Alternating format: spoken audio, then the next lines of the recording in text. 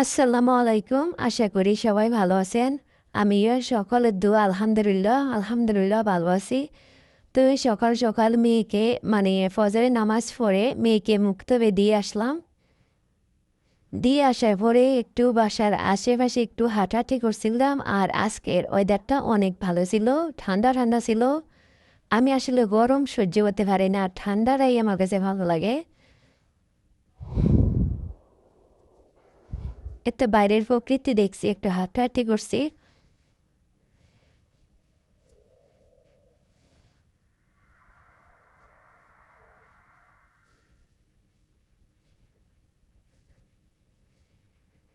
তারপরে ভাবলাম একটু ছাদে আসি। ছাদে এসে দেখি মাশাআল্লাহ অনেক বাতাস। এই তো গাছের পাতাগুলো দুলছিল বাতাসে। আর সকালের বাতাসটা অনেক স্নিগ্ধ, অনেক ভালো লাগে। আসলে সকালের বাতাসটা স্বাস্থ্যের পক্ষে অনেকটা ভালো। তো একটু ঘোরাঘুরি করছিলাম।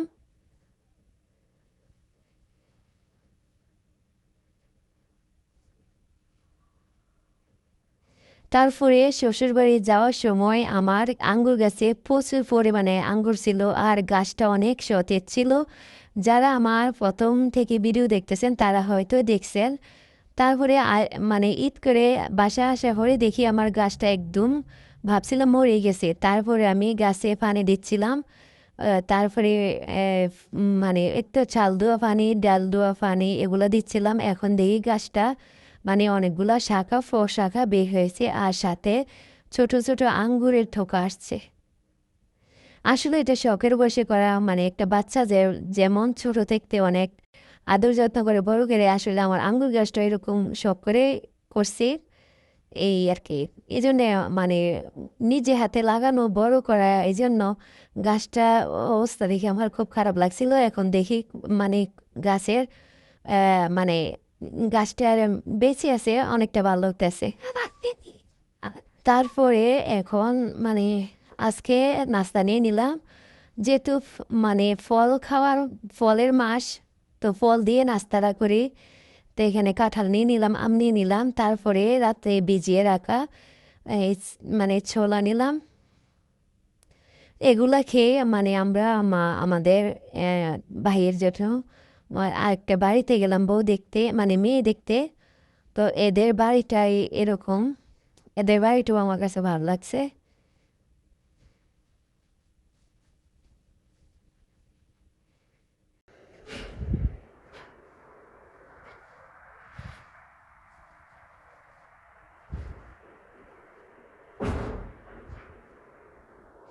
এদের আসলে মেয়েগুলা 4টা মেয়ে ছিল, 3টা মেয়ে বিয়ে হয়ে গেছে। আর একটা মেয়ে আছে। তো ছোট মেয়েকে আমরা দেখতে গেছিলাম। মেয়ে নাকি স্কুলে গেছে, তো আমাদের আর দেখা হলো না। আর এটা আমাদের মানে রিলেটিভের মধ্যে, আত্মীয়র মধ্যে। তো ওনারা আমাদের জন্য সাথে সাথে খাবারের আয়োজন করতেছিল। তারপরও কি করব, প্লেটে বসে তারপরে ওদের মানবতা রক্ষা করছি। আসলে সকাল সকাল কি আর খাওয়া যায়।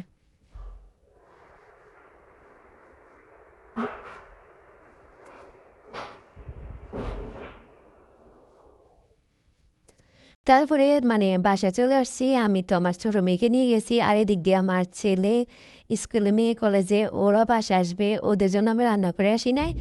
তো তাড়াহুড়ো করে 2-3 ঘন্টার মধ্যে আবার বাসায় চলে আসছি।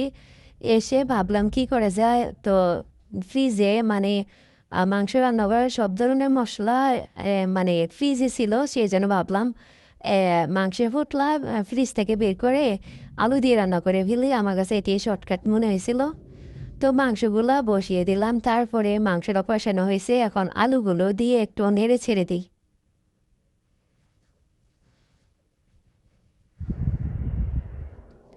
তো মাংসটা কষানো হয়ে গেছে, এখন দিয়ে দিলাম ঝোলের পানি। তারপরে একটু ডেকে দিলাম। এদিক দিয়ে মাংসের কালারটা মাশাআল্লাহ দেখেন, মাংসটা অনেকটা টেস্ট হয়েছিল। আর বড় হাঁড়িতে করে রান্না করছি, কারণ গরুর মাংস আমার কাছে বেশি করে রান্না করলে তারপরে জালে জালে আমার কাছে ভালো লাগে, সিম তরকারি আর গরুর মাংস। এই জন্য আমি একটু বেশি করে রান্না বসিয়ে দিলাম। তারপরে ওরা তো স্কুলে কলেজে, তো আমি এখানে একটা প্লেটে মূলত মাংসের টেস্টটা নেওয়ার জন্য বসছিলাম, কারণ ওদের বাড়িতে খাবার খেয়ে আসছি, তো এখন খাবো।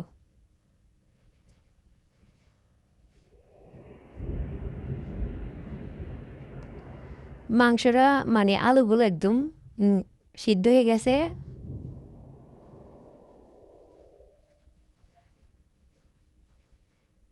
মাংসরও একদম মানে জুসি জুসি অনেকটা মানে সিদ্ধ হয়ে গেছে। আর রান্নাটা অনেক মজা হয়েছিল আসলে। কি বলবো, আপনাদেরকে তো আর দিতে পারবো না আসলে। মানে আমি নিজে রান্না করেছি এই জন্য না, আসলে খাবারটা রান্নাটা অনেক মজা হয়েছিল।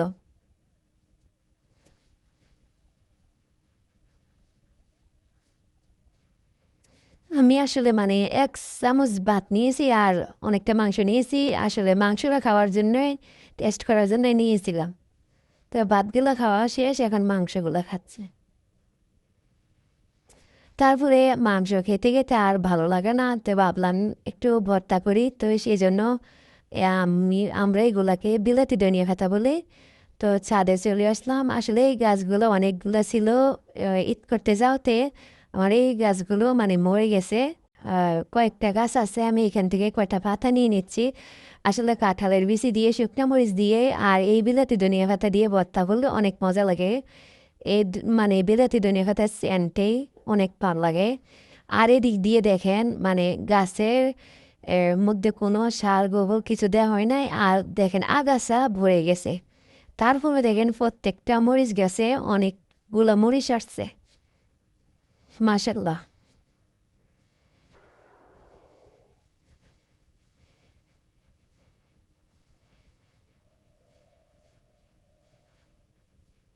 এই দেখেন এদিক দিয়ে একটা মরিচ গাছ, এই দেখেন মাশাল্লাহ। আসলে আমার কাছে খাওয়ার চেয়ে দেখার আনন্দটাই ভালো লাগে। যে কোনো ফল বা সবজি নিজে হাতে লাগাইলে সেটার ফল আসলে আসলে মানে ভালো লাগে, শান্তি লাগে। খাওয়ার চেয়ে দেখার শান্তিটাই আসল।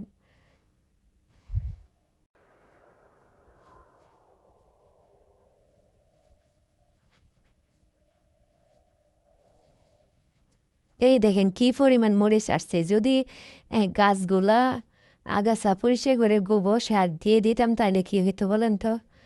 তারপরে এদিকে আমাদের আরেকটা জমিন ছিল, এটার মধ্যে আমি ওই যে বন বেগুনগুলো নিতে আসছিলাম ভর্তা করার জন্য। আজকে ২ রকমের ভর্তা করবো সেই জন্য। তো এখানে একটা কাঁঠাল গাছ আছে, তো আমি দেখতেছিলাম কাঁঠাল গাছে কাঁঠাল পেকেছে কিনা। এই কাঁঠালটা মনে হয় পেকেছে, দেখেন এর তো চাপ দিতে আঙুলটা নিচে ডেবে গেছে। এর তো এটো মানে পেকেছে, এটো আঙ্গুল দেবে গেছে, এটো পেকেছে। আর মানে গাছের আগার মধ্যে অনেকগুলো কাঁঠাল ছিল, ওইগুলো তো আর আমি এ, মানে আমি ধরতে পারতেছি না, ওইগুলো মনে হয় পেকেছে। আর দেখেন এদিক দিয়ে কাঁঠাল পড়ে আছে।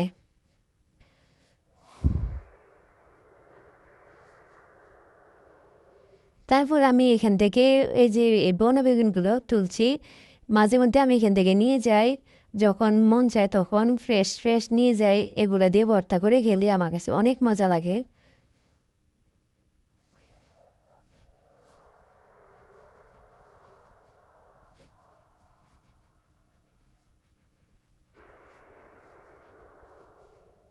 তো অনেকগুলো আছে, তো আর নিব না, আমি পরিমাণ মতো নিয়ে নিছি। এতগুলো নিয়ে কী করবো, যখন মন যায় তখন তো নিতে পারবোই।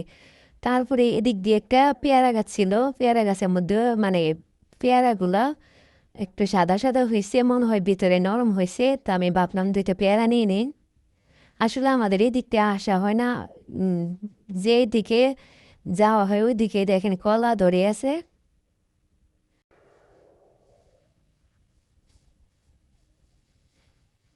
এই দেখেন কলা ধরে আছে। তারপরে ভাবলাম মানে একদম গাছ পাকা কাঁঠাল, কোনো সার গোবর বা কোনো ধরনের কেমিক্যাল দিয়ে পাকানো হয় নাই, একদম অর্গানিক। ভাবলাম একটা কাঁঠাল নিয়ে নেই, 2টা কাঁঠাল নিয়ে আসছি। তারপরে তো বনবেগুনগুলো নিয়ে আসছে, আর এখানে কাঁঠালের বেশি নিয়ে নিয়েছি, মরিচ নিয়ে নিয়েছি, ভর্তা করবো ঝাল ঝাল করে। গরু মাংস খেতে আর ইচ্ছা করছে না, কারণ বাচ্চারা ওরা মাংস ছাড়া কিছুই বোঝে না। কিন্তু আমার ভর্তা ঝাল শাক এগুলো না হলে আমার মানে তৃপ্তি আসে না, পরিপূর্ণ তৃপ্তি আসে না খাবার খাইলে। তো ভাবলাম একটু ভর্তা করে নেই। তারপরে কাঁঠালটা একদম ফ্রেশ ফ্রেশ, একদম ভাবলাম কাঁঠালটা খেয়ে নেই। দেখেন কাঁঠালের কুশগুলো অনেকটা মানে বড় বড়, কালারটা দেখেন শেষ। আসলে এরকম তরতাজা গাছ থেকে পেরে কাঁঠাল খাওয়ার শান্তি দিহা অনেক ভালো লাগে।